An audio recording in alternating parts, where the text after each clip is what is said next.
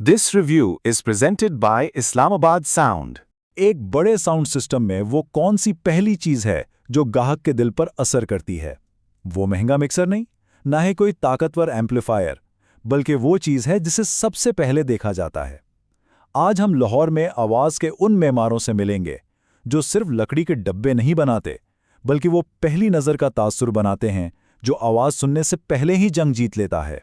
दोस्तों, कभी सोचा है कि साउंड सिस्टम में सबसे पहली चीज जो कस्टमर को इम्प्रेस करती है वो मिक्सर नहीं होता बल्कि कैबिनेट होता है। ये एक ऐसी नफसियाती हकीकत है जिसे इस फील्ड में अक्सर लोग नज़रअंदाज कर देते हैं। एम्पलीफायर कितना ही ताकतवर क्यों ना हो, स्पीकर कितने ही महंगे क्यों ना हो, ग्राहक की आंख सबसे पहले आपके कैबिनेट्स का मेयार देखती है। यही वो पहला मोर्चा है जहां आपका सिस्टम या तो दिल जीतता है या हार जाता है। क्योंकि उसूल बहुत सीधा सा है, आवाज कानों तक बाद में पहुंचती है, सेटअप की शान आंखों में पहले उतरती है। और अगर आपका कैबिनेट इतना शानदार हो कि देखने वाला एक लम्हे के लिए भी नजर ना हटा सके, तो बस ये समझ लें, आधा मुकाबला तो आप आवाज चलाने से पहले ही जीत चुके हैं। लेकिन यहीं पर एक मसला आ जाता है। इस फील्ड में अक्सर लोगों के लिए फख्र की बात बस एक ही होती है, ये अमेरिका का इंपोर्टेड है, ये यूके का ब्रांड है। हमने जैसे मान लिया है कि क्वालिटी सिर्फ बाहर से ही आ सकती है।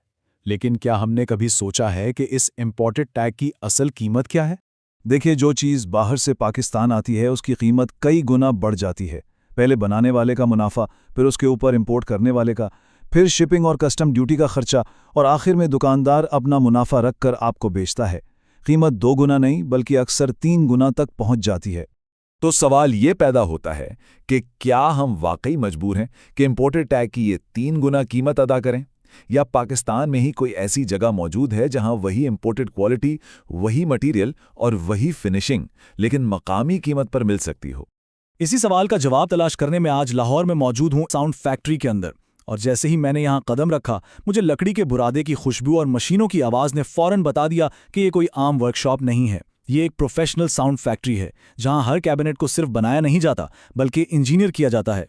हर प्रोफेशनल कैबिनेट की कहानी उसकी बुनियाद से शुरू होती है, यानी उसका मटेरियल।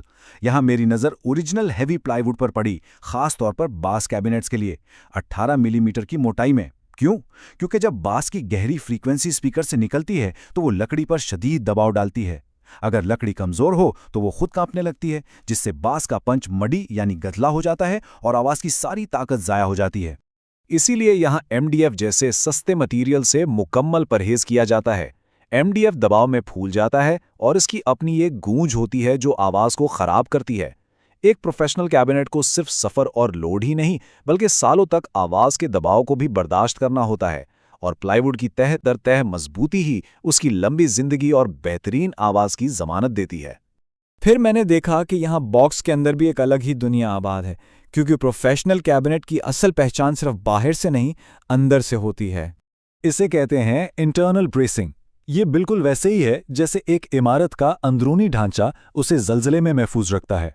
कैबिनेट के अंदर लकड़ी के ये सपोर्ट ब्लॉक्स एक जाल बना देते हैं जो दीवारों को कांपने से रोकते हैं। इससे होता यह है कि वाइब्रेशन खत्म हो जाती है, बॉस टाइट और फोकस्ड रहता है, और सारी तमन्नाई आवाज़ की शक्ल में बाहर निकलती है, ना कि कैबिनेट को हिलाने में ज़ाया होती है। और ये वो जगह है जहां साइंस आर्ट से मिलती है।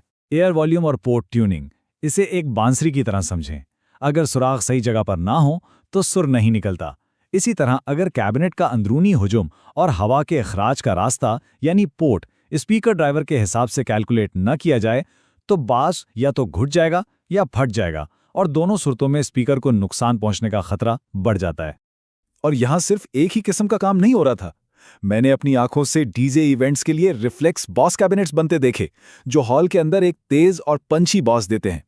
वहीं बड़े खुले मैदानों के लिए स्कोप स्टाइल कैबिनेट्स भी तैयार हो रहे थे जो वो गहरी सीने में लगने वाली बास पैदा करते, और साथ ही नात और कवाई की महफिल के लिए खास टॉप बॉक्सेस भी थे जिनमें आवाज़ की सफाई पर खुसूसी तवज्जो दी गई थी।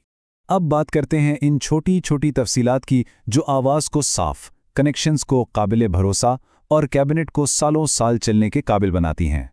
या तफसीलात पर भी कोई समझौता नहीं, और आखिर में ये स्क्रैच से बचाने वाली टेक्सचर पेंट और मैट कोटिंग, ये वो छोटी छोटी चीज़ें हैं जो मिलकर एक आम बॉक्स को प्रोफेशनल इंपोर्टेड लेवल कैबिनेट बनाती हैं। मैंने अपनी ज़िंदगी के साल इसी फील्ड में गुजारे हैं। मैंने इंपोर्टेड सिस्टम भी देखे हैं और मुकामी भी, और आज जो कारीगरी और इंजीनियरिंग मैंने यहाँ देखी है, इसकी बुनियाद पर मैं पूरे यकीन से कुछ कहना चाहता हूँ। एक अच्छा कैबिनेट सिर्फ लकड़ी का बॉक्स नहीं होता, ये एक मुकम्मल इंजीनियरिंग है। और जब ये इंजीनियरिंग महारत वाले हाथों में हो तो आवाज़ सिर्फ सुनाई नहीं देती, महसूस होती है। आज लाहौर में, पाकिस्तान में इंपोर्टेड लेवल के साउंड कैबिनेट्स तैयार हो रहे हैं। ये सिर्फ एक फैक्ट्री नहीं, ये इस सोच का जवाब है कि अच्छा मेयार सिर्फ बाहर से आता है। ये पाकिस्तान में प्रोफेशनल साउंड का एक नया मेयार है जो आपको इंपोर्टेड क्वालिटी देता है, मगर कई गुना इजाफी कीमत के बगैर। तो अगली बार जब कोई कैबिनेट देखें तो सिर्फ लकड़ी का डब्बा ना देखें, इसके पीछे की इंजीनियरिंग, इसकी मजबूती और इसकी रूह को पहचानें। क्योंकि यहाँ इस जगह पर यहाँ लकड़ी नहीं कटती, यहाँ आवाज का मयार बनता है। ये है अल कुद्दूस साउंड फैक्ट्री, लाहौर।